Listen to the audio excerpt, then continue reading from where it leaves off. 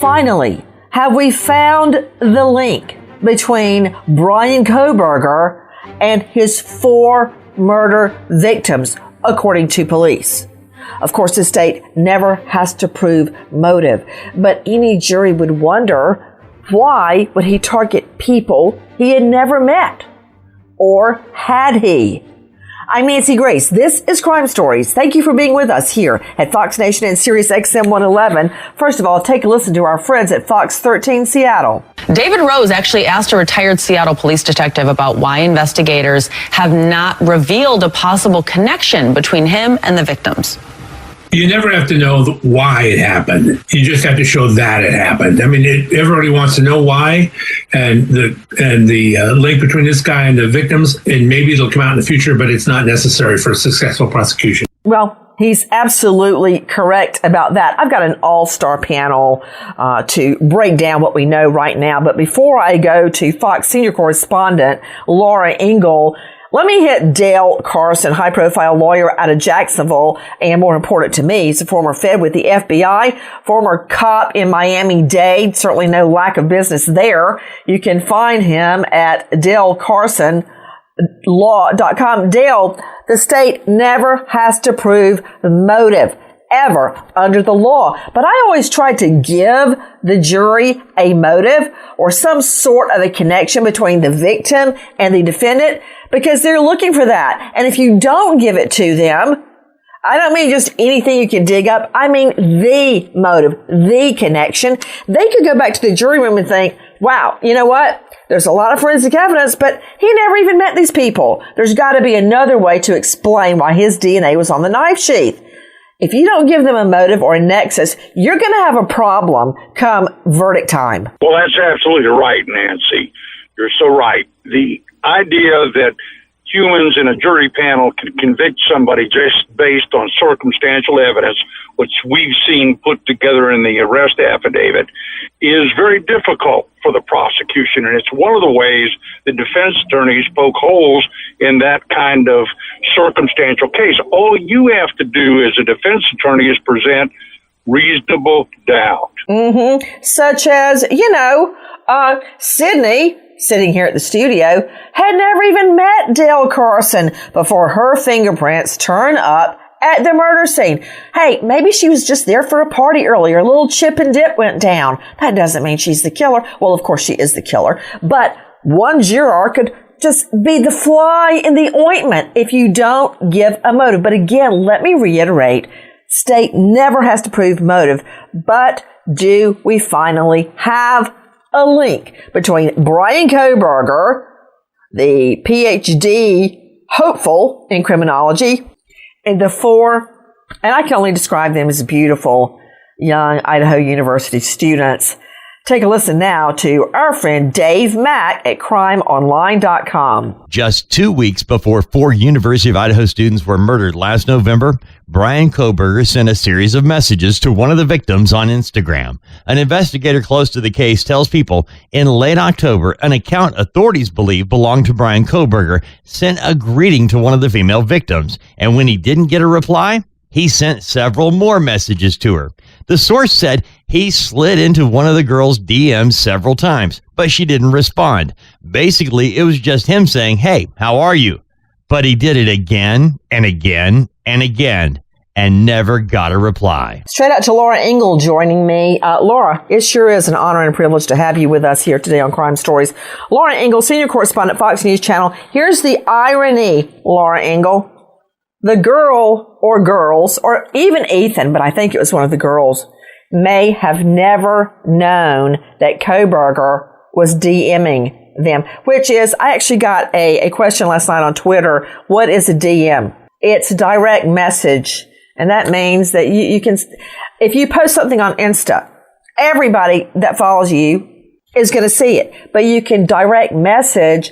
Let's just say I have Laura Ingle's Insta. I can DM her, direct message her, and everybody else in the world doesn't see it.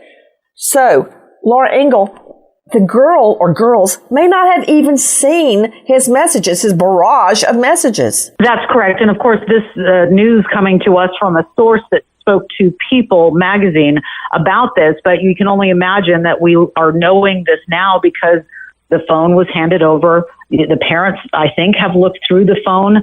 I don't know the chain of custody that her phone went through, but it has been revealed now that it looks like there was a message coming from somebody that appeared to be Bryan Kohberger. And you're right, the direct message thing, it happens to me. I have an Instagram, a public one, Laura Ingle TV. And if somebody messages me from a post that I make or a great report last night or something, I will see it. But if I'm not following that person, it'll go to this kind of envelope that I forget about.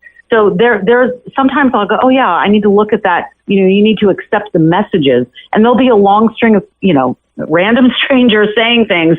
And sometimes I don't see it. And then you can either accept that message, you can delete that message. Sometimes they're creepy messages, as we all know, being on Instagram. So there is a very big chance that she or he, whichever victim this was, didn't see those messages because there wasn't a reply according to the source. I've got so many awesome experts. Did you just hear everything Laura Ingle just said? She knows every minute detail of this case, and she can deliver it in a way that it all makes sense. Before I go out to digital forensics examiner Giovanni Masucci, Cheryl McCollum, Laura Ingle said something that really perked my ears up. And that was, she mentioned chain of custody of the phone. Guys, with me, Cheryl McCollum, a forensics expert and founder of the Cold Case Research Institute. You can find her at coldcasecrimes.org. Oh, and she's a star of a hit new series. It's a podcast called Zone 7. Can you hurry up with some more podcasts, Cheryl? This once a week business is not doing it for me anymore. Cheryl, chain of custody that Laura Ingle just said. Really, with all other evidence, you have to have a chain of custody. Here's a good example, Cheryl McCollum. I was prosecuting a serial killer, and I could get him for sure on one murder of a Jane Doe. So I went for that. I left everything else out because it wasn't as strong, and I didn't want to dilute my strong murder case with some very weak evidence in other victims' cases. So I went forward, and I had an awesome homicide detective. Well, listen to this. He gets the DNA from the defendant, takes to the crime lab, and then listen to this. You might need to sit down, everybody. About, 3 weeks before trial, I get a call from the crime lab that says, "Who brought this over? It's not signed." I just gave myself chills, which means he did everything right, but he forgot to put the piece of evidence tape over it and sign his name and the date and the time, which means it broke the chain. The chain of custody means if you don't have every minute accounted for with a piece of evidence from the time police find it till the time it's presented to a jury, then the chain has been broken and it will not come into evidence. It can't be corroborated. So this is what I did, just the end of that story. I still had time under discovery. I ran, and you recall my personal detective, Ernest Neesmith. We ran, we sped in that old county issued Crown Victoria to the Fulton County Jail. I had the defendant pulled out. I stared at him the entire time through a glass wall, and I watched the nurse take his DNA. I watched her put that in a sealed envelope. She gave it to Ernest. He signed it. He came and got in the car with me. Of course, we always fought over who was going to drive. I let him drive because you know how men are, control freaks. I let him drive to the crime lab. We walked it in together, and we handed it not just to the receptionist, who's awesome, but to the scientist. We redid the DNA on a rush order in time to hand it over to the defense prior to trial, just in the nick of time. Oh, dear Lord in heaven. Can you even imagine, Cheryl? So, no. That's why I know. It makes me very anxious to even tell that story. But Laura Ingle said chain of custody on the phone. But with a phone, Cheryl, do we need the actual phone, or can we go into the iCloud? Well, it's going to be both. I mean, you've got a couple things going on here. Mm-hmm. The phone is going to be paramount for me as far as his phone. Let's start with the accused first. his searches, his pings, and who he communicated with, whether or not they communicated back. Because we're not talking about what they knew. We're talking about what he knew and what he did. Then when you've got the victim's phones, again, you're going to be able to see any communication between them. And I want to start, even if there is a stalker, because remember, Kaylee told people she had a stalker. Her daddy said she had a stalker. The guy at the vape store said they were talking about her having a stalker. So did she ever text that to anybody? Did she ever say, hey, Maddie, y'all come here, this guy's here again, or I feel like I'm being followed? Can I just try to get the bus back in the middle of the road? Cheryl McCollum, say, you have so much information and that beautiful head of yours. Nice way of saying, I'm talking about him DMing one or more of the 4 victims. And they're going to be able to tell that from Laura his phone. Engel said chain of custody. Giovanni Masucci, senior digital forensic examiner. Giovanni, thank you for being with us. Giovanni, you're welcome. I like Cheryl. I want to hand the phone over to the expert, you in court, and say, tell me everything. But what if the chain has been broken, chain of custody? Can't you pull everything down from the iCloud? Not everything. I want to have the actual phone. Okay, that's not at all what I wanted you to say, but go ahead. I'm sitting down. I may need to lay down for this. Go ahead, Giovanni. Okay, you can pull a lot of data. It depends what's being backed up off the phone. So that's where the issue is, because not everybody puts everything in the iCloud. You know, I never select anything. I just assume everything's going to an iCloud. No. There are some defaults, but if you want additional data, like your social media, if you want text messages, any type of communications, phone data going to be backed up, you basically have to click that in there under your general section, under services. But it doesn't all go up there. So, you know, the best bet is to have the actual phone. Now, having the phone of the victims, the tools now are so advanced, and they can ingest all these phones at once into a digital intelligence solution. And what it'll do, it will correlate and graph. Okay, yeah, you're way. I need a war room for this. Okay, my little flow chart's over. Now, just slow down just a little bit. Go back like 3 sentences. What with me, Giovanni Masucci, and it sounds like Laura Engel and Cheryl McCollum are correct. We are going to need the actual phone. We're going to have to show the chain. And we're going to have to, if we can't show the chain of custody, we're going to have to show that those DMs were sent before the parents got the phone. Something like that. Okay, go ahead, Giovanni. Yes, correct. And so they can pull that data from the phone. The forensic tools are sophisticated enough now that they can pull the Instagram data from the victim and then correlate it with the defendant. And so that's going to be important. But I'm sure they're withholding other data as well. What do you mean by that? You can't just drop a little bomb like that on me. You're sure, and I quote, they're withholding other data as well. What do you mean by that? You know, I consult the federal government on forensics. And so, you know, they can't reveal all their cards yet. I'm sure because in discovery it'll all come out, because the defense has the right to get whatever's being discovered, and especially in how they're asking for it. And so, you know, typically as they're putting the case together, they're going to have data that they'll be able to have to share eventually. But I'm sure there's more data that they're compiling off both the victim phones and correlating, and also off the defendant's phones. And it's a process. It is a process, and you've got to hand everything over to the defense under a seminal U.S. Supreme Court case, Brady versus Maryland.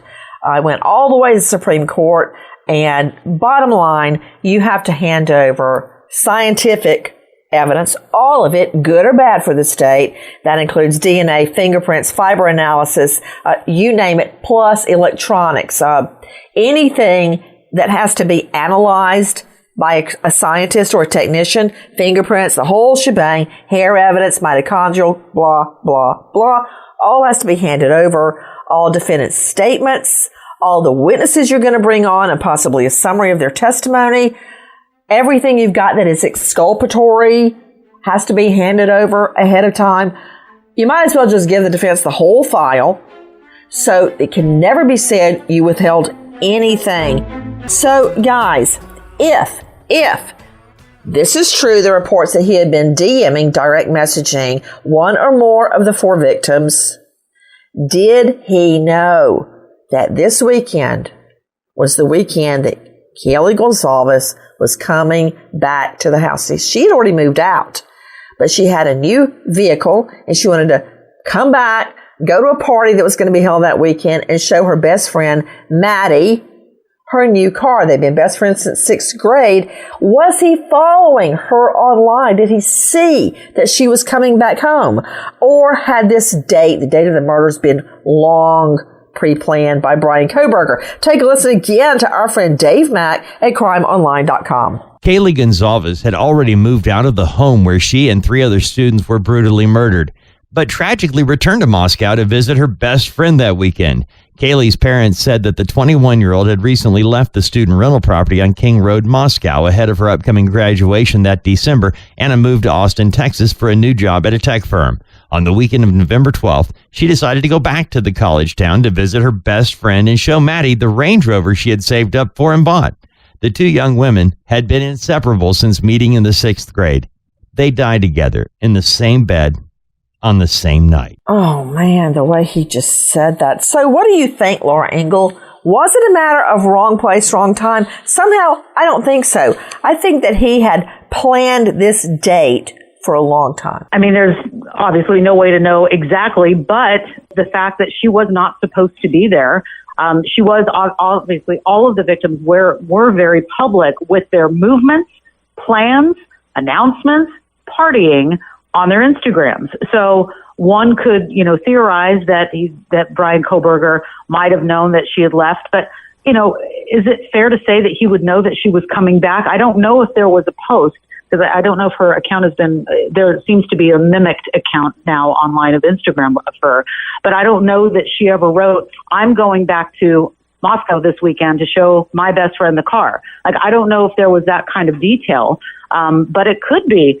wrong place, wrong time, or he spotted her that night out at the corner club and this is the night I'm going to do it. And, we just don't know that part. But it is really interesting to think about what was going on in that house. And another thing I want to bring up, and I want to kick this around with everybody here, that there have been specials, right? We all watch each other. We all watch other networks and get tidbits like you're playing of these clips.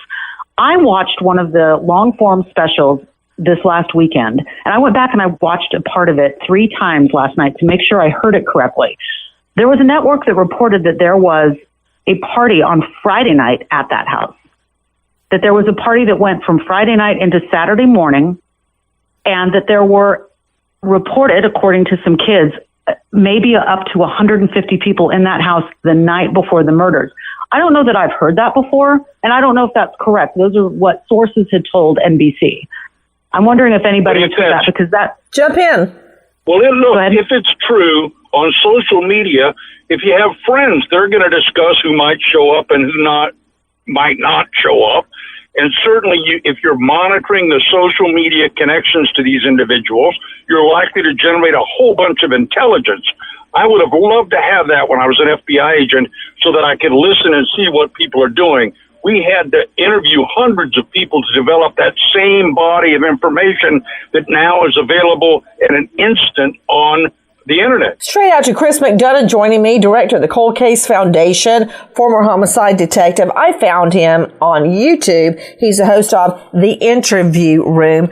Chris has combed over the area surrounding the crime scene with a fine-tooth comb. Chris, jump in. Tell me what you think about what you're hearing. Nancy, I think rather than us focusing, as we have been trying to figure out, not necessarily us, but everybody on this case, what a motive is, I think we're overlooking what his signature is. Mm-hmm. And here's what I mean by that.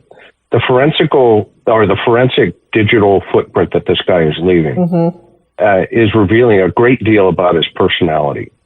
And you want to take this information and then look back as to what this guy has been doing pre-incident. And I do believe it will emerge that this guy has had many weird encounters with women and probably has underlining, fetishes, including potentially, a variety of things that he's engaged in over the years. Chris McDonough, I don't think there's any way you could be more correct. And that is why we have Dr. Bethany Marshall, the only person on the panel that hasn't weighed in yet. But I was saving her for something special. Dr. Bethany, get ready. Take a listen to what our friends at ABC say. The man accused of murdering 4 University of Idaho students reportedly made chilling comments about his mental health as a teenager. A person who knows Bryan Kohberger tells ABC News he is extremely confident Kohberger is the author of posts in a forum for people battling visual snow syndrome. Visual snow is a rare disorder that affects sight. Doctors say patients often see what looks like TV static in their vision. Headaches and ringing in the ears is another side effect, along with depression and anxiety. Some patients might notice this coming on after an event, like a head injury or a really severe infection or illness. So it's not just the visual snow syndrome chat forum Kohberger participated in. There's something else, Dr. Bethany. I'm coming at you with both guns a-blazing. Take a listen to this New York Times reporter, Nicholas Bogle-Burrows, on our friends over at CNN. It begins with these posts on a forum website when he's about 16 years old, and he's talking about feeling a range of mental health conditions or problems with his life. He talks about not being able to feel emotions, feeling like he's detached from the world, and that when he hugs his own family, he sees nothing. He also described looking at his life and going through the motions like it's a video game, and he's really hard on himself, saying he feels worthless, that he's a jerk to people in his life, and doesn't feel bad about it afterwards. Wow. I've got some quotes of what this guy posted, and they are, listen to this, Bethany. I feel like an organic sack of meat. Remember, he's a rabid vegan. I feel like an organic sack of meat with no self-worth. He allegedly wrote on Tapatalk, a mental health forum, and that was at age 16. As I hug my family, I look in their faces, I see nothing. It's like I'm looking at a video game, but less. Nothing I do is enjoyable. I'm blank. I have no opinion. I have no emotion. I have nothing. Can you relate? Well, no. And another, he boasted he could do whatever I want with little remorse. Also, I only used heroin when I was in a deep suicidal state. Hit it. This backs up and supports what we know about sociopaths. So brain scans of sociopaths reveal that the part of the brain that is responsible for remorse, for attachment, for love, for excitement, these parts of the brain do not light up on brain scans. In fact, even the part of the brain that's responsible for impulse control, the prefrontal cortex, that there's bundling of white material in that part of the brain, meaning it's not very active. So this is a wonderful opportunity to see and to hear a sociopath write about what we already know from brain scans. Now, Nancy, you and I have talked many times about the fact that sociopaths are empty. They have low levels of excitement. They have internal deadness. And that's why they're prone to this thrill-seeking behavior. Now, there's this other post that really grabbed my attention. He explains, he writes, I'm no longer the healthy blonde-haired boy with blue eyes, and in a few years, something about I have darker hair and darker eyes, half the body weight. So he's writing about his perception of himself, and it reminds me of a patient I saw many years ago who was a pedophile. He was later caught, obviously, then taken out of my practice. But he was what we called autoerotic, and that means that his sexual interest was directed back against himself. He would watch himself masturbate in the mirror, and he would cut his hair in the mirror. He would rub oil on himself in the mirror so that sexual excitement was generated by thinking about and Dr. watching Bethany, himself. as much as I would like to hear more about your patient rubbing oil on himself, I don't know how we got to that point. Well, it's just these self-referential texts are weird. I'm no longer the healthy blonde-haired boy with blue eyes. And how did you extrapolate from that to your pedophile client rubbing oil on himself? You know what? Don't need to know that. Take a listen to our friends at ABC. In one post in 2011, when Kohberger would have been 17 years old, a question was posed to other people in the Visual Snow forum asking, "Am I the only one who experiences depression, crazy thoughts, no emotion, delusions of grandeur?" The post ends saying he felt that he can do whatever I want with little remorse.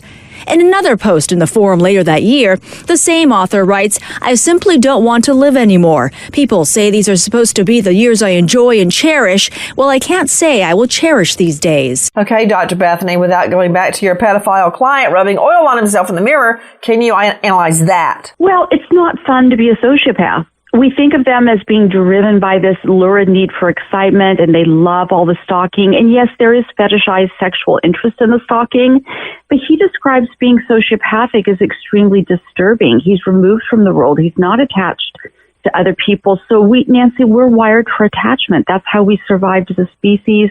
People who are in good mental health care, they love, they have remorse, they attach. And he finds it extremely disturbing to not be attached. And so let's think about his attachment, his weird attachment to these 4 students, and especially to Kaylee.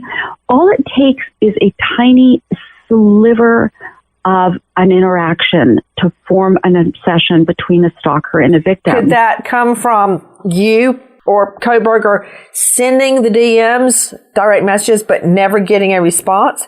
Just as the thrill of sending them and the anger or the frustration of no response, is that enough of an interaction? Yeah, it's both theoretical, what I know about stalkers, and what we're beginning to see is that she didn't even respond to him. And all those images out there, it could have just been seeing one beautiful image. Look, we are attached to these victims by looking at the images and reading the story because we're wired for attachment. He attached just by like maybe seeing even just a piece of clothing or something. Now, remember what I've said about stalkers so many times on your show, that they have the fantasy or the delusion that there's a complete attachment system between them and the victim, right? Yeah. Even though there is none. So every time he was not responded to, the rejection deepened and deepened and deepened, along with the rage and the desire to seek vengeance or to punish her for not responding to him. It's Laura Ingle, and I just wanted to, as we're talking about these writings and the things that he wrote that are so dramatic, if true, if this is him, remember, he had 2 older sisters, Amanda and Melissa, right? That he grew up with. Amanda is a licensed counselor, and she is a registered behavioral technician. Melissa works in mental health. She's a mental health therapist in New Jersey, working in anxiety, trauma, work stress, emotion regulation, and career counseling. So those are his 2 siblings.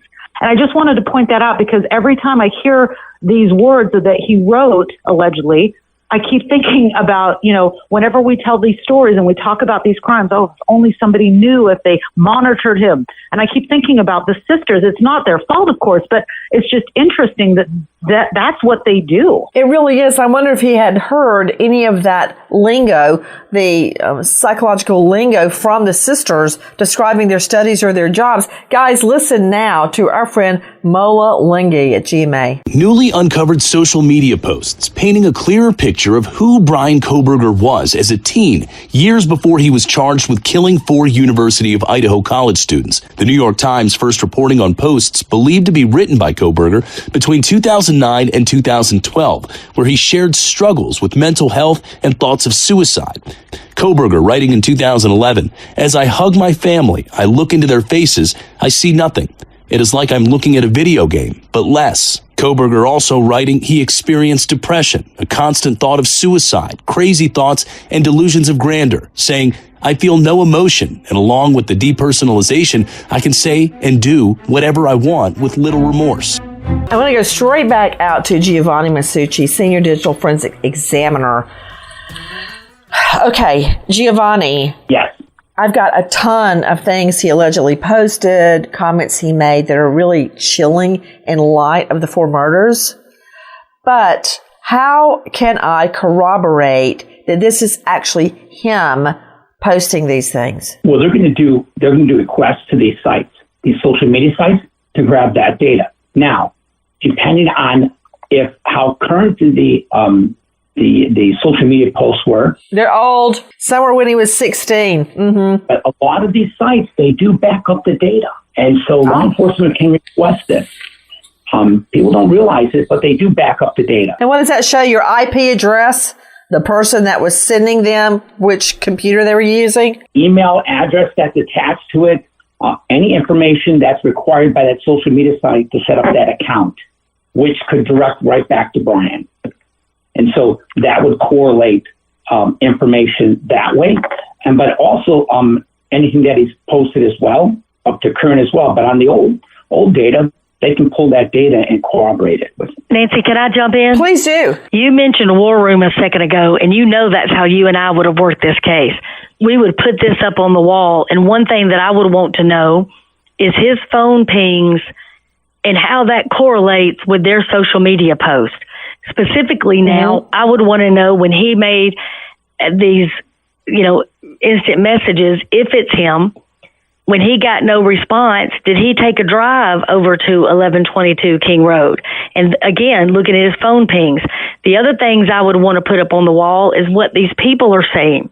When Kaylee first mentioned she had a stalker, when the vape store, manager, when they went in there and she was talking about the, stalker. Right. I would want videotape from the corner club, the last place they were before going to the food truck. Well, I agree, but I still contend that he had this plan for a very, very long time, hence the at least 12 prior times he had been near the location. Now, here's another thing. We're looking at all his deep, dark secrets that he posted on chat forums, but he can appear to be somewhat normal. Take a listen to our cut 335. Now, this is a neighbor who does not want to be identified. He does not want to go down in history as being friend of Bryan Kohberger's.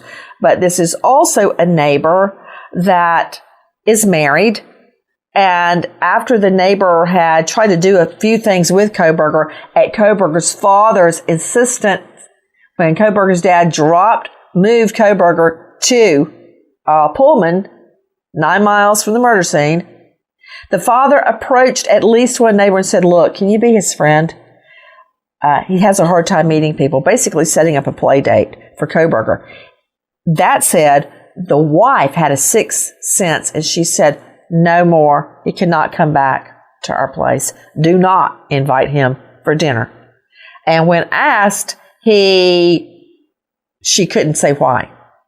She just didn't want him around. Now, take a listen to this text Kohberger sent to the friend. The last message I got, he said, Happy Thanksgiving to you and your family. And this was 11 days after. Happy Thanksgiving to you and your family.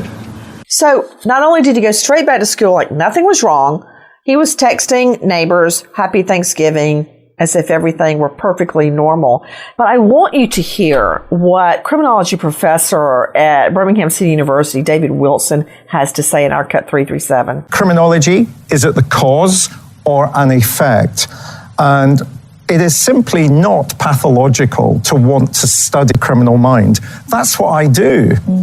It would be pathological to want to study the criminal mind, to understand something about yourself. And that indeed is what is being argued in the probable cause affidavit that in relation to Bryan Kohberger. I've taught criminology students for about 25 years, and I would say a handful of them have creeped me out.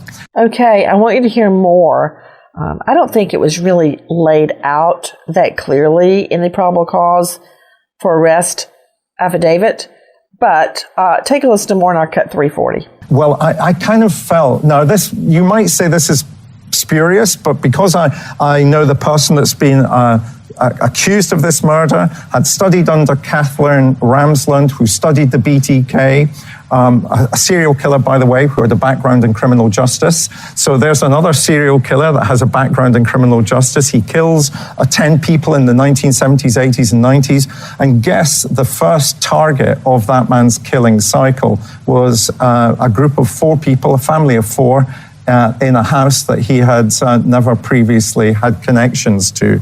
So there's a sense in which you've got some eerie echoes going on here. Cheryl McCollum, isn't it true that Bryan Kohberger also studied under Professor Ramsland? Yes, absolutely. What do you know? I just know he was in several of her classes and studied under her, and, I'm certain that they had a working relationship, if nothing else, because the level that he was at in the master's program, you get to know your students pretty well at that level.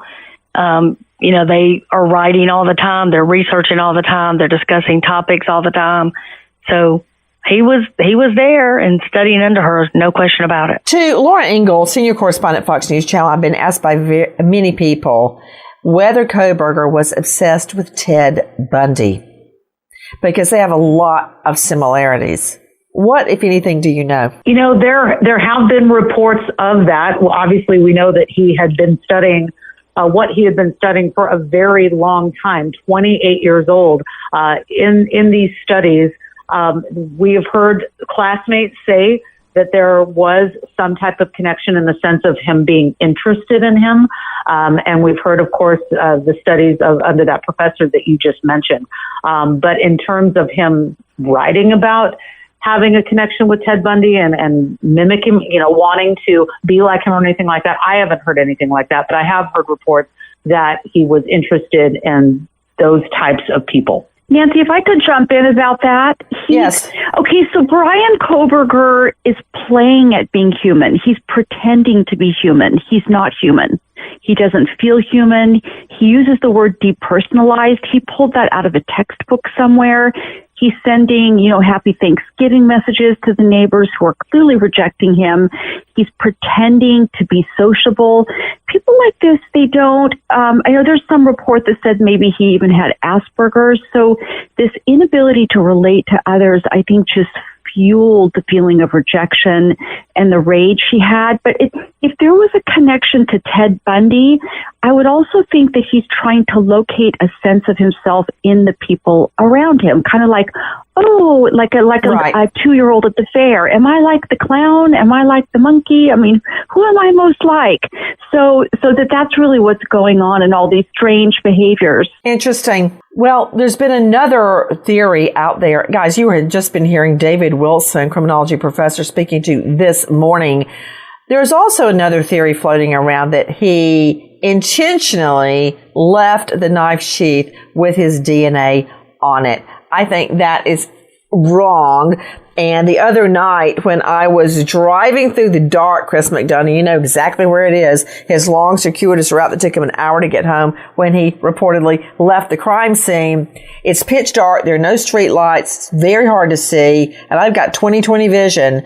I just wonder along that drive when it hit him, oh my stars, where's the knife sheath? Yeah. And it is an interesting theory, but I agree with you, Nancy, 100%. It's highly unlikely. No way. Okay, let's get a vote on that. What about it, Dale Carson? You agree with Chris McDonough? I do. I don't think he intentionally left it there. I think the argument from the defense is that he was never there and somebody else got his fingerprint on it or his DNA on it and left it. That's the argument. Laura Ingle, do you think he left it there on purpose? That's a great question. I personally don't think he did. Me either. But that's crazy talk. Just to go back really quickly about Ted Bundy, that is where we're going to that search warrant. Those search warrants, when they are released, when we find out what they found in his apartment, when we find out what the search history was in his computers. Right. And remember all those conversations from the neighbors. He was up late at night. He was walking around. Was he pacing? Was he thinking? What was he Googling? Those are the types of things that we will learn as we get closer to that probable cause. I can't wait. I wonder if we'll find out before the preliminary hearing. I certainly hope so. Guys, we wait as the evidence unfolds. Nancy Grace, Crime Story, signing off. Goodbye, friend.